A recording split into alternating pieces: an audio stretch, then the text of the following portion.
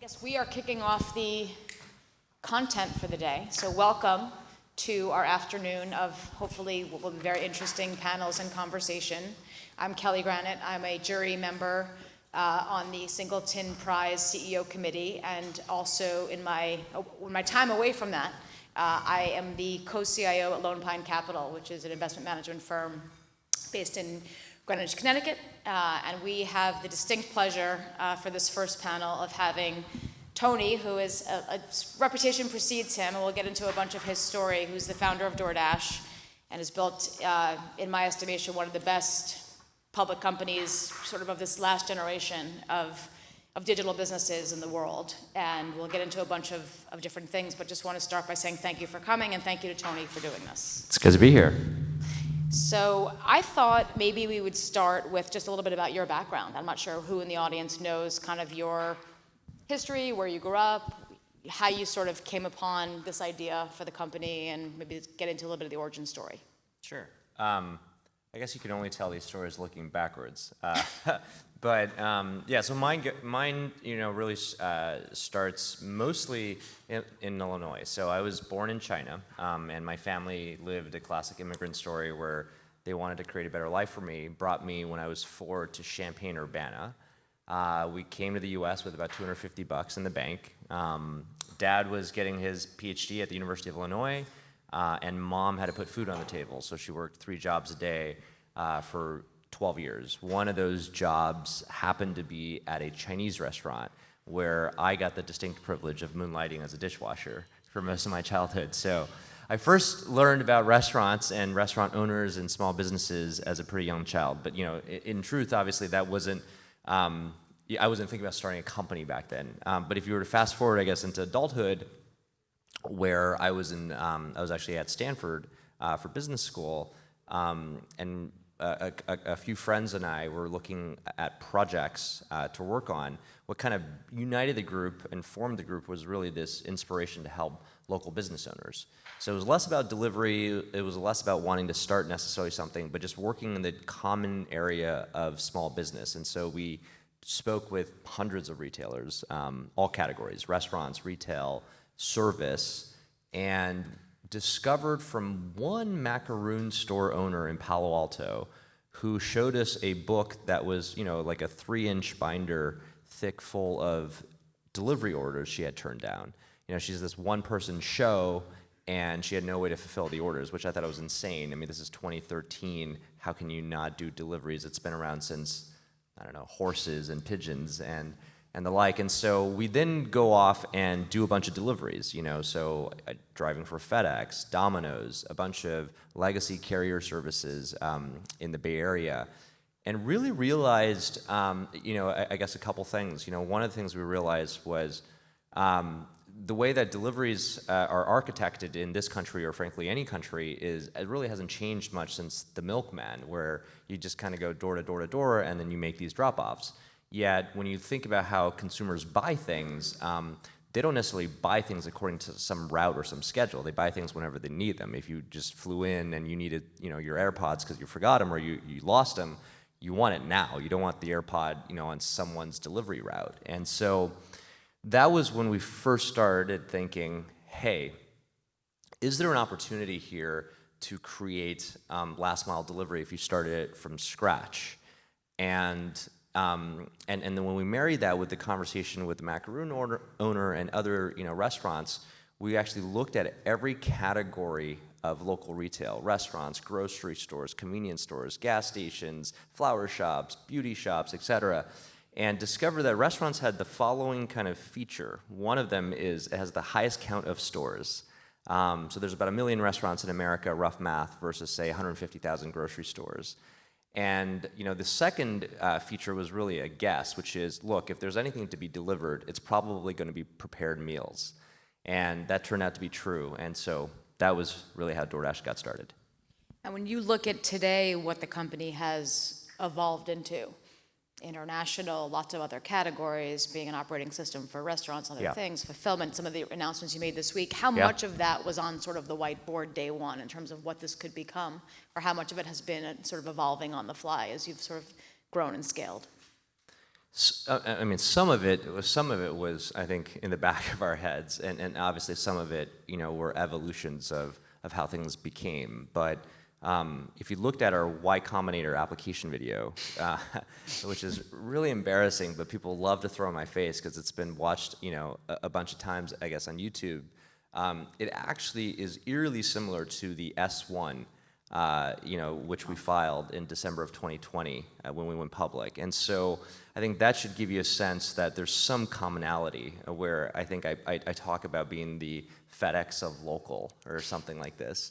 And, so that obviously doesn't just stop with restaurant food. So now, to Kelly's point and to, give some further context for the audience, DoorDash is on track also to be the leader in, third-party marketplaces for deliveries outside of restaurants in the U.S. We also do this now in 34 other countries outside of the U.S., so now 35 total. We also power a lot of our merchants' omni-channel digital businesses. They use our software to do online ordering or mobile ordering. They use our software to do deliveries. So if you've ever touched the Starbucks app or the McDonald's app, you would have used DoorDash's software, actually. We have an ads business that was the fastest in history to get to $1 billion in annualized revenue in under 3 years. We announced yesterday a few new areas of exploration, one of them being autonomous delivery. So an in-house project we've been working on for over 7 years, and we announced the first vehicle in the world that will drive on the road, in bike lanes, and on sidewalks, all at the same time. And we announced also a fulfillment service to help any retailer have Amazon Prime-like capabilities, where we'll store the inventory, manage the inventory end-to-end, and do all the logistics. And we also announced the ability to dine inside restaurants, get rewards, and make reservations. So DoorDash has certainly evolved. Not all of those things were, on the business plan, if you will, when we started the company. But in terms of the mission of the company to connect every local business to every local consumer, that was always the same. One of the things that I think is super interesting about entrepreneurs who then scale businesses to become very large public companies is just how the role of sort of founder, entrepreneur, CEO evolves over those different stages of development. Maybe talk a little bit about how you spend your time has changed, the role you've played inside the company, the skills that have been important as you've become, a much larger, more complicated and complex organization. Maybe some insight there would be interesting. Yeah. I mean, maybe we can start with today, and then I'll try to bridge it backwards. So today, I really spend my time in two areas. The first is what are call it 4 to 5 things we have to get right to land the year, so to speak. Maybe it's a year, 18 months. And then, the second bucket of spend is really what are the 10 to 15 things that we're going to take shots on goal at, and in order to still survive and be relevant in the next 5 years. In some ways, if I go all the way back to day one of the company's life, that was probably how it was too. I just spent a lot more of that time in the first bucket, where most things were about the day-to-day, right? The first 3 years, did deliveries every single day. I still do deliveries, by the way. Actually, I was out doing deliveries a couple days ago, and everyone in the company actually at DoorDash still does deliveries about once a quarter. I do customer support still every single day. And so those activities, in the earlier days, I think the percentage of the pie would be more towards the near term and less towards the long term. The rule of thumb I remember telling myself was, a company probably shouldn't think more years out than it has been alive. So if we're 1 year old, thinking about the next 10 years is great, but probably just thinking about next month is better. And then at some point, though, you have to walk and chew gum at the same time. So if you're 3 years old, you probably do want to think a little bit farther ahead. And so the arc of those activities in terms of where you spend time, the types of talent you need, and how you dedicate time to that, the willingness to invest over a longer arc. Some of the announcements we made yesterday, whether it's autonomy, that was 7.5 years ago, warehousing over 5 years ago, building our own internal mapping system, 6 years ago. So some of those bets were made, and today we're also making some bets for 2030 and probably even beyond. That's great. Maybe talk a little bit about the culture of the company. I mean, one of the things that has struck me from the first time we met when you were a private company was just this orientation around picking up pennies all the time, right? And that seems a very foundational value for the company. But maybe just sort of zoom out, maybe use that as an example, or just more broadly, how you've really built a culture at the company, and how has it changed, and what values haven't changed now that you're multiples of the size obviously you were then? Yeah.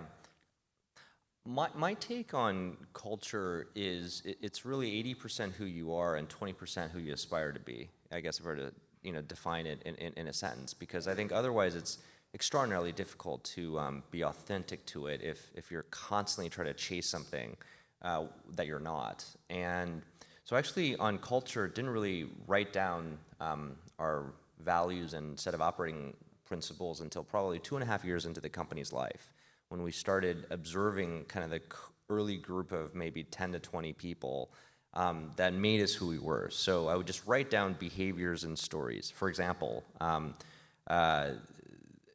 one of the earliest terrible things that happened at Doordash, and probably one of the first near-death experiences, happened about 3 months into the company's life, September 28th of 2013. It was a Saturday football game at Stanford where we were late on every single order. Back then, we were only doing about 100 orders. But the refund to take care of customers that night it costed us over 40% of the bank account. That's mostly because we had very little cash, and I had challenges raising our seed financing. And so we had about a couple weeks of runway left. If you take away 40% of that, obviously you cut that down. And so and the founders just very quickly made the decision, 5 seconds later, to refund everybody, stay up all night, bake cookies, drop them off at 5 a.m. before the customers woke up, as a way to try our best to tell them that we were sorry. That is what became the origin story that derived the principle customer obsession, not competitor focused. Your point about pennies and that wasn't actually one of the core values, but when you look at behaviors, where we never really had an office until I felt like we earned the right to have one. So the way we used to launch cities, like for example in LA, I remember we would basically rent Airbnbs and kind of do that for as long as possible before the police got upset at us that we were running a business out of a house. And we would tell the hosts what we were doing, by the way. And but that was a way to, we understood this business is one where you make a little bit of money on a lot of volume, and you make it up on the volume. It's not a different kind of business, and so that was important. But when I look at what are the top 3 things that's how I think about how culture gets derived. When I think about what it is and to define it, or when you look at what our people would say, they would say DoorDash is a place that, besides wanting to always take care of customers, is one that tries to operate at the lowest level of detail. So I talked earlier that yesterday we announced this mapping project where we no longer rely on services like Google Maps or Apple Maps or third-party mapping systems. Not because we dislike them or anything like this. We love them. But those services don't care about things like which apartment gate should you enter an apartment complex, or what is the gate code into a building, or if you're delivering into this particular hotel, which elevator system should you get into in order to save a minute or two, because every minute is about 30 cents of gross profit. That would be something I think people would say. People would say that DoorDash is a place that tries to have experiments and data settle the debate, not whose opinions or titles are the loudest or the, I guess, most prestigious. We run, last year over 86,000 experiments. Most of them didn't make it to you. 94% of them failed and died on the vine. But that's how you compound very small things to make deliveries a little bit more accurate, a little bit faster, a little bit more affordable. While each action in of itself does not generate some massive return, when it's very, very hard to estimate, I think, to the human eye, the compound interest that accrues. And so a lot of people ask me all the time, how does DoorDash keep growing, even though it's a lot bigger today, and it seems like it's increasing in growth rate? Yes, that is mathematically a derivative, but when you look at the inputs to that, it has a lot to do with just making these small improvements. And then at the same time, on the opposite end, we have a different type of management system that is trying to go and throw these moonshots, for the next 5 years. I think those are some of the things people would say about our culture. Yeah, that's great. When did you know that you had something here? You mentioned a few near-death experiences along the way. Maybe there were more than a few, I'm not sure. But what was sort of the aha, because, stepping back, I graduated business school a very long time ago. This would have been an incredible case study. Your company started many years after I graduated business school. But if I were to summarize for you the timing of when you launched, that you were late to the market, there were already scaled competitors, the decision to go to the suburbs versus the cities, you had trouble raising capital, and then, fast forwarding to today and looking at how you have annihilated the competitive set and led would be very surprising, right? So you mentioned a few kind of near-death experiences at the beginning. When did you sort of know, wow, we're onto something big here? Yeah. And we can win? Yeah. Well, those are two different questions, right? Answer them both. One is when did you know that there's you're not delusional as the entrepreneur, and then the second question around, like, again, same question basically. So I think on the former around the market, I actually think that it was very misunderstood, and I do think this has to happen, by the way, in order to create large kind of gains, if you will. That there has to be something that is not well understood, otherwise it's priced into everyone's opinions, I believe, or investments. So in the case of delivery, maybe this crowd is from New York, or there's folks who live in New York. Outside of New York City, there was no delivery. And even though, to your point, there were scaled players in quotes, to me that was not the market, meaning the market was not companies that would basically connect restaurants that would offer delivery to people who wanted the deliveries, to customers who wanted the deliveries. That was about 20,000 restaurants, but there's about 1 million restaurants out there. So to me, this was really about category creation, where there was 980,000 restaurants out there that did not offer delivery services. So they were not pizza places. They did not exist in New York City. They were everywhere else. And the real question is, like, well, do consumers want it, right? It's a capitalistic market. The real reason why most businesses don't make it is because consumer or somebody does not want the product. And so it took probably 3 or 4 years where I started feeling like, okay, we're graduating from what I call the NFL, NBA cities to the minor league, whatever you want to call them, tier 3. I grew up in a city with like 1,000 people, so this is not to shame any city. But as we went to smaller places, when I started realizing, okay, this is going to work everywhere. This is not just for New York City or the wealthy suburbs of Palo Alto. And in fact, our very second market was, we intentionally chose East San Jose.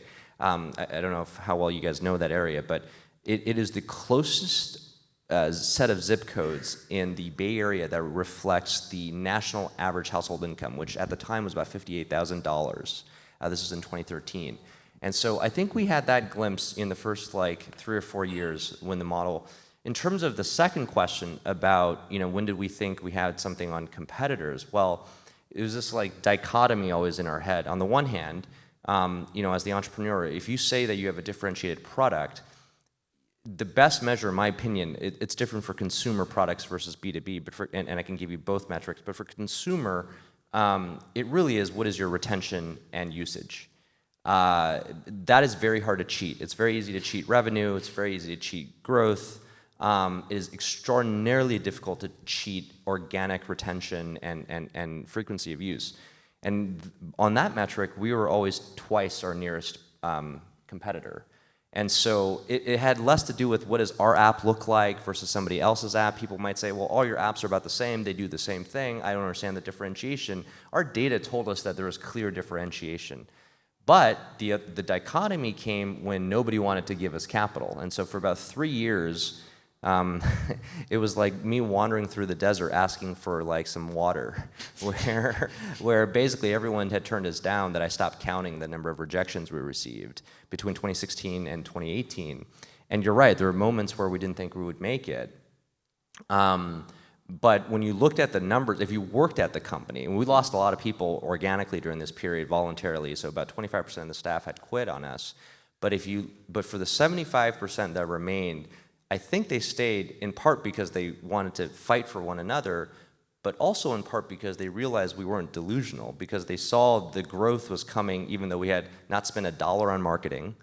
We didn't even have a marketing team because I'm not sure what you would do at the company. I mean, I guess SEO or something back then. Today, it's not even SEO because that's going away. Right. But like the point that I'm trying to make is that I think there's always this dichotomy. But the second that we raised the funds, I think we predicted within about 1 month when we would actually be number one in the space, because we were very good always with numbers and measurements. And when when you have higher retention and frequency than someone in the consumer game, it's like you just have a faster engine, and it's a matter of when you want to turn on the gas, right? And so if we run a 4-minute mile, you run 5 minutes, it's a matter of when we want to beat you and how we want to beat you. There's no two ways about it. Agreed. What would you say is the hardest part about your job? Outside in, it looks pretty great. You're winning, you're innovating, you're scaling, you're broadening out your platform and the use cases for it. You're growing very, very nicely at a very healthy rate. What's the hardest part?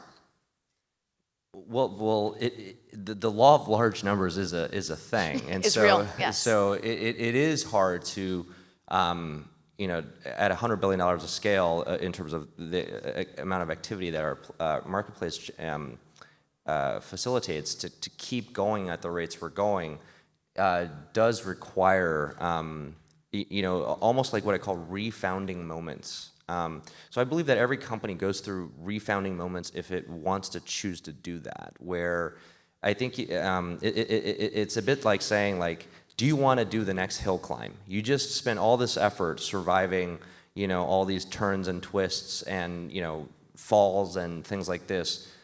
Okay, great, and you made it to what you believe is the summit, but actually you start looking up and the summit is way higher than you think it is. And do you want to go on that next chapter, which means change, to answer your question. The hardest part about my job is the hardest part about, I believe, anyone's job if we're humans, which is you have to fight human nature and want to change. And that means learning new skills. That means recommitting yourself in areas, like for us, autonomy 7 years ago. I mean, we're still complete rookies in that field. AI, everyone is a rookie. Even the leading labs are rookies, I would argue. And do you want to go back to being a beginner? Do you want to go back into working 7 days a week to try to master those skills?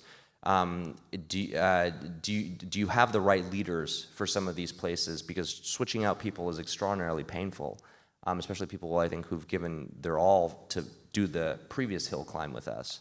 Those are the hardest parts about the job. One of the things that certainly has surprised us, when I look back at like the model that we built when you came public, is just the duration of growth for the core business, right? And we had growth, but by this point, beginning to really decel, and that has not happened in any meaningful way. And I think, the insight there around just the consumer insight was just the willingness to pay for convenience and the valuing of time relative differently than we had sort of prior generations of consumers had placed value on, right? And I guess I'd be curious, as you look forward,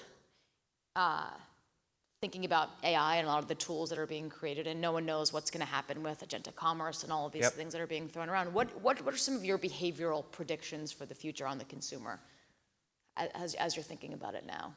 That could look different than what we see today. Yeah, it's a tough question. But in general, when I try to study consumers, I try to look at things over a long period of time to try my best. I actually think consumers change very little. Is my ingoing hypothesis on this. And so I think one of the things that maybe some people may have missed about our space, and I've said this a lot around how I believe food is the most sought after affordable consumption.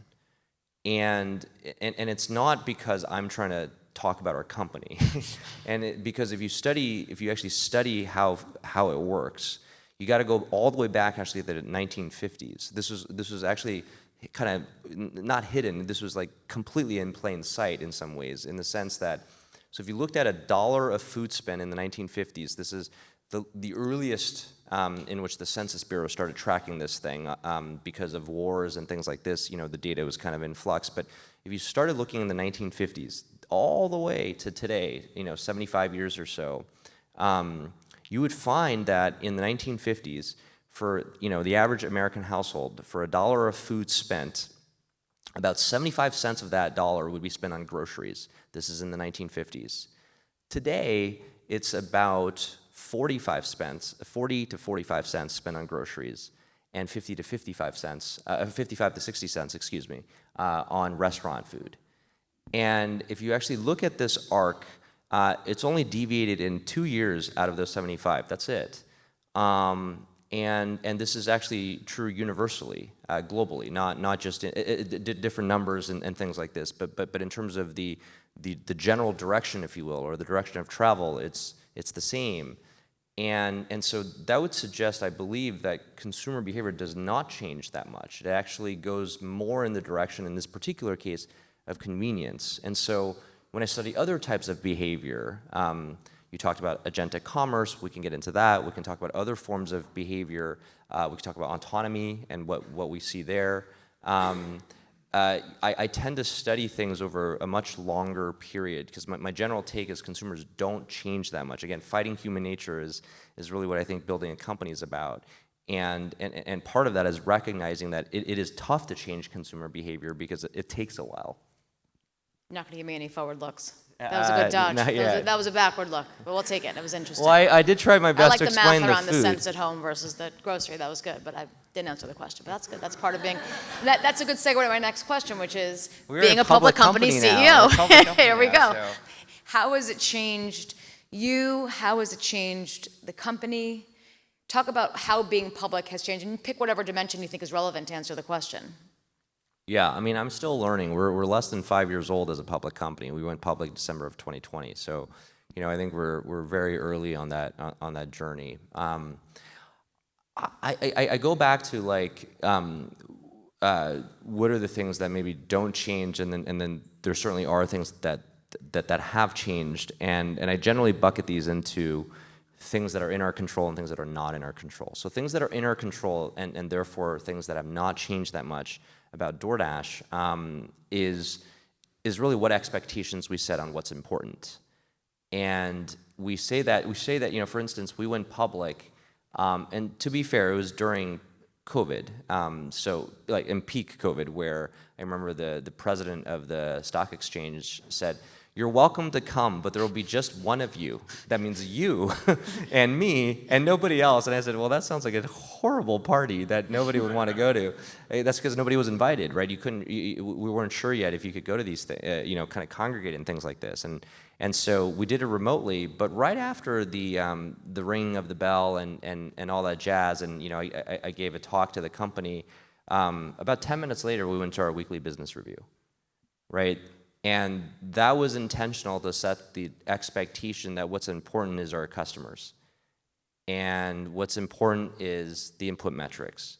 Yes, we care about outcome metrics and how the inputs relate to the outcomes, otherwise we'd be delusional. But at the end of the day, like, you get to control your behaviors. You do not get to control things. No company I know gets to say things like, we can guarantee you revenue or guarantee you growth or duration of growth or certain profitability metrics. So all of that's been the same, and it's also been the same in which we communicate with investors. We recognize that some of the choices we've made, for example, actually when we went public, before we went public, I remember I made the decision that was very unpopular with our board, where during the pandemic, we decided to give, we're the only platform to give 50% reductions on commissions, which cost us over $100 million. The rational argument, which is what my management team and our board was saying, is like, look, no one's going to remember this. This is a totally stupid business decision. And again, sure, and I understand the rationale behind that.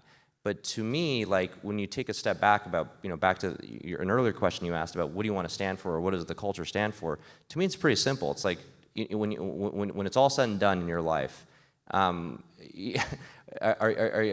which side of history do you want to be on? And so that decision to me took like a few minutes to make, even though it was quite unpopular internally. And I'm sure it would have been externally had we been public at that moment. And we weren't yet profitable heading into an IPO. Or the decision to invest long term in capital expenditures on warehousing or on robotics and on autonomy. But I think communicating these and being adult enough to accept the consequences, for example, not everyone's going to buy our stock. And a lot of our people are paid in stock, which means their pay can go down. And I think just communicating that upfront to people over and again, those are the things in our control that we continue to live by. What has changed that is not in our control, unfortunately, back to human nature, is I haven't found any trick, and if you guys have any, please, I welcome them. You would I think help a lot of CEOs in this dimension. Is we found no trick to get people to not look at the stock price, and no other peer CEO or public company CEO I've ever spoken with has solved this problem. And so I've kind of just said, okay, that's not a problem we're going to solve, and you just live with it. So there's some things that are out of your control that you just have to live with. But I actually think, by and large, you can innovate, and I think do some of the things that may be viewed more difficult to do when you're a public company versus a private company. I wanted to ask a little bit about M&A, just because Sure. It's become a bigger part of the company's strategy of late. And a couple questions there. One is just how do you guys internally think about buy versus build? And then secondarily, as an entrepreneur, how do you think your approach to a fellow entrepreneur in the case of some of the targets that you have acquired is different perhaps than maybe a mercenary CEO or a for-hire CEO who's kind of going in a very transactional way? Yeah. I think the data on M&A is pretty obvious that it is almost never going to work, and it's much worse than divorce, in America or any country. And so in general, the first question I always ask is, well, why is it going to be any different for us? And so when we head into most of these kinds of discussions or decisions, the bar is pretty high internally, just because the track record on it is difficult. And the track record is difficult for a very obvious reason, which is you're not combining two companies on a spreadsheet or financials on a spreadsheet. You're combining two living organisms. And the bigger the companies, the harder it is because you have interaction effects and complex systems. And so you kind of have to have an answer to that, I think. So that is something we're still learning how to do really well. We're rookies at it, so we keep a pretty high bar about whether or not, the basic minimum standards of increasing our market opportunity and adding to our profit, our product potential. But most of it is, do we believe that we can actually work together? Because I think that is the hardest question to answer in the integration, exercise. So in some of the cases, to your second question around if we're to meet fellow entrepreneurs, or it doesn't have to be an entrepreneur, but just fellow operators, a lot of it is talking about operating principles and how you do things. I recognize that no two places are going to be exactly the same, even if we work in similar spaces. But do we think about things somewhat similarly? When we acquired Volt, for example, which is a European company based in Helsinki in 2021, they were not the most obvious targets, I would say, in Europe. They are, at the time, they were one of the smallest. Today, they're actually one of the biggest. But it was very obvious that we looked at things fairly similarly about how to build businesses, that product beats marketing, that you're going to win on building the next thing and truly differentiating on the service. that experiments and actions are going to settle debates, not opinions. That moving faster is better than, and moving faster and making mistakes is better than moving slower and getting it perfect. I think some of those things became obvious to us, and so so a lot of how we evaluate fellow founders or fellow operators is really how they approach certain problems, and then being very honest when it's a new area. And thinking about what best in class looks like and how close does that group resemble it. So like a recent example would be 7 Rooms, which we acquired. They are a B2B guest management platform for Michelin's, for basically the most high-end restaurants here in America. And now they're going to bring it to every other type of restaurant too. And B2B is still a newer area for Doordash. And so that's an area where we're actually taking a lot of input and trying to study the best quote-unquote B2B companies and trying to see whether or not it fits the mold and whether or not they can be a new muscle for us. As you look back, we're going to open up to questions in a second from some of our students who I hope and expect will have probably far better questions than I have. We're told that the students have the best questions. Should we go right to that? Whatever you want, whatever you want. I was just going to ask one more that's like a human one. Okay, it's your show. If you had one do-over in the last 12 years of building this company, what would it be? One do-over, boy. It's always going to be, it's always the same category of answer, which is when I got it wrong on some person. And, I think one, you asked what was the hardest part about my job. And the hardest part about any leader's job is their judgment. Yeah, their judgment. And their judgment on people, their judgment on making decisions without fully formed data. But when I look at the most catastrophic events, if you will, that were in my control, it usually is because I chose the wrong individual or matched the wrong problem to a very talented individual, and therefore it's on me. And back to what's hard is you have to fight all the human emotions and nature of being wrong and the loyalty aspects. You have to be willing to overcome those things, and you can do it in very humane ways, by the way, to move on and actually make a better decision. But when I look at all the toughest or the kicking myself moments, it tends to have that as the base, where I didn't change fast enough and I got it wrong. Okay, students, or anyone else for that matter in the audience who has a question. You're a participant as well, if you're a non-student. Who would like to ask a question, please? Thank you so much. I know you spoke briefly about consumer behavior and the trends that are continuously happening, and also mentioned a lot about small businesses. In terms of small business behavior, what were some of the hardest behaviors that you have seen in the past and now think that you're going to face as we move towards AI and everything else, just in terms of really being able to help them get on board? Yeah. Well, I think it's actually a similar challenge, SMBs or large businesses, by the way, and consumers, in the sense that it takes a long time to change behavior. So the hardest question in the beginning, starting Doordash, actually was less around competing against what was viewed, I think, on the outside as a very crowded field. It was actually convincing a restaurant to allow us to deliver their products. Because the most obvious question we got, and the most common question we got almost all the time, is like, why do you want to do this? Why does anyone want to get delivery? Why can't they just walk into my restaurant? Or who would want to do this? There's another version of the question.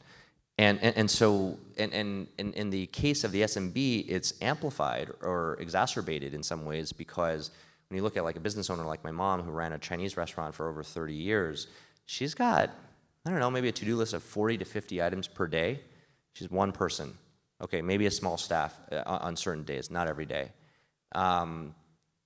Very difficult to introduce a new behavior change, put a different way, right? And so a lot of the work that we do, take something like, if you want to build technology for what we call physical businesses, we try to integrate into their workflow. I'll give you a very old example, and then I'll give you a new example. In the beginning, we wrote integrations into fax machines. Okay, why the hell do fax machines still exist? This is 2013, 2014, 15. It's because if you've ever worked in a restaurant, if you ever made sandwiches, for example, at a deli shop, your hands get dirty. If your hands get dirty, interacting with technology or a touchscreen device like a phone is near impossible. So paper actually works better. Paper actually solves the problem. That's an example of what I mean about technology that solves real-world problems may not, be super high-tech. In the new world, take something like autonomous technologies, and I can geek out about all the L4 stuff we've done, all the fine-tuning and LLM models, all the data collection work, all the chips we're buying, and all this stuff. I can talk about that stuff, and there's cohorts of people in Silicon Valley that love that stuff. Okay, but who's going to load the vehicle? Who's going to put the food in a busy dinner peak into the vehicle? And how's it going to get out of the vehicle? And how's it going to talk to the kitchen display systems at all these restaurants? Nobody thinks about that. What happens if the vehicle, gets stuck? A lot of these, what I call more maybe banal and operational problems, those are the things you kind of have to solve in order to deliver real world value to change someone's behavior. Anyone, you could just say it and we'll just play it back on the mic. You could just shout in the event that. Oh, she's. I think the lady in the You're lady next. in the front. My question was, how do you talked about how you spend some of your time thinking about the stuff you have to do to land this year, and then you also think about stuff for 5 to 10 years out. How do you prioritize the problems that you want to solve for 5 to 10 years out, like automation or moving off of Google Maps and creating your own mapping? Yeah, it's a good question. I'm still trying to figure that one out. One of the things I can tell you is it starts with how much you have to prioritize, right? And what I've found is that as a company passes a certain set of milestones, namely for a startup, it would be when they become economically viable, they're generating enough cash, producing enough cash where they can fund their own investments without reliance on outside dollars. That for us was probably 2019. Once you pass that gate, it's a little bit different if it's before that gate, but once you surpass that gate, I found that we've been more rate limited by our talent than by how much resources we have. Meaning, when I say our talent, what I'm referring to is the number of individuals who can start a project and take it all the way to completion. I think is very few in even the most successful companies you can name on the planet. And I've seen this almost at every scale. I'm in my not day job, I sit on the board at Meta, which is a fairly sizable company. And Meta and companies like Meta in that cohort have a similar challenge. So what I've kind of observed, even looking at companies that are more later stage than Doordash, is that it seems like this problem never goes away, which probably means that it's a problem worth working on. And so that is how we're most rate limited. So the first is, how do we make more of those people? How do we teach that internally? How do we recruit from the outside in areas where maybe we're rookies? And actually foster that, because the more you can do that, the less you have to make difficult, what I call bad decisions. Making difficult good decisions is a really good thing. Difficult bad decisions is not such a good thing. You want to have good options to make good decisions. Oh yeah, sorry. Yeah, I think that's a great segue actually. About 2 years ago, in one of your shareholder letters, you were writing about your decision-making framework and how you think about redeploying cash flow based on the potential for ROI. As an insider and as a founder, you probably have a lot more conviction than outside investors, public investors, or other stakeholders might have in the ROI of your investments. So how do you think, what is the most important? Sometimes. Yeah. What's the most important way that you can share that conviction? How do you bring people along and raise their conviction, knowing that you're constrained with what you can share, and knowing that they won't have as much of an insider perspective as you do? Yeah, this is one of the tougher things as a public company, right? And again, I mean, just calling, what we see on the field, and you just have to master different skills as you kind of, play different games. The first and most important thing I would say is you have to convince yourself before you can convince anybody else. And so for me, it's not like every project has to, surpass my bar of ROI, because that would make Doordash a quite limited operation, I think, in its ability to expand.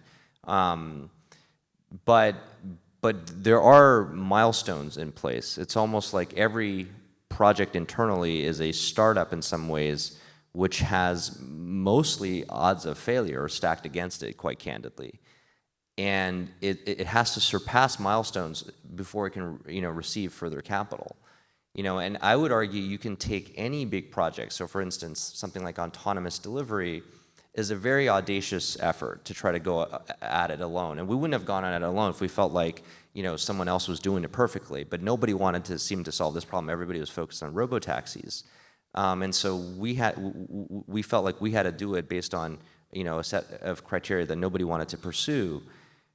But even that project, which will be very challenging and expensive, you don't have to make it that way on day one, I would argue. And I think really good problem solvers, what they're very good at is actually, and I would say the same about fellow founders that I meet that I'm very impressed by, are those who can take risk out of systems. Imagine if your first page of your slide for an internal pitch was, here are the 5 reasons you should not invest. That's actually how I think about a lot of things. And if I can show you, though, on the right-hand column, all the ways in which we've de-risked each one of the milestones, then maybe I can prove the opposite of the null hypothesis. And that's how I think about most of the work internally at Doordash. So again, most of the ideas don't come from me. Again, I think we'd be quite limited as a company if that were the case. But I do need to put into place standards of quality and of pace and milestones before we go forward or not. I was wondering, as Doordash becomes a larger company, how do you think about updating these principles, behaviors, and especially stories about the business so that they really resonate with the next generations? Yeah, it's a hard one. It's a hard one because communication scales quite poorly, right? I mean, that's why we have the telephone problem or the telephone game. We write a lot as a company. We've always had a writing culture, probably as early as 2015.